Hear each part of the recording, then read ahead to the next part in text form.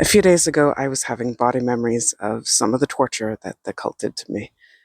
It felt like needles under my fingernails and between my fingers, and in underneath the nails in my feet, and between the toes, and on the soles of my feet, and also some pretty intense pain in some very tender areas of the body. But I was having trouble figuring out if it was body memory or not. And that's because I used to assume that all of the reactions that I had in my body were body memory, because I was having memories all the time of the torture that I'd been through. And I didn't realize at that time that I was still being tortured. But so, for instance, I used to think that all the nausea that I had was body memory, because there were a lot of things in the cult torture that made me nauseous. But then, over time, over years, I found out that there were actual physical reasons for the nausea, like lactose intolerance, gluten intolerance, my gallbladder, and in the times that the cults impregnated me forcibly, that too.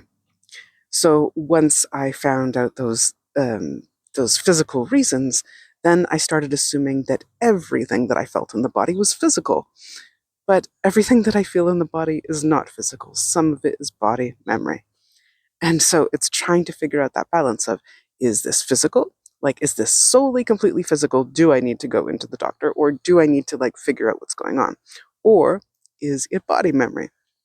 And I was talking it through with another survivor friend, and what we figured out together is that if it is like intense, or even if it's not intense, if it stays, and it does not go away, or like if it comes back like at certain times repeatedly, like so for me, the gallbladder, the nausea was like every night, then that's something to check out with a doctor.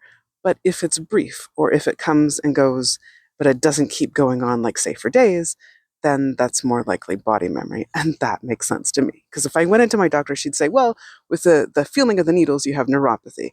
And with the intense pain, like, let's see what else that is, but it's in very specific places where I was tortured. And maybe I do have some nerve damage from the needles that were put into me, but I also think it's body memory.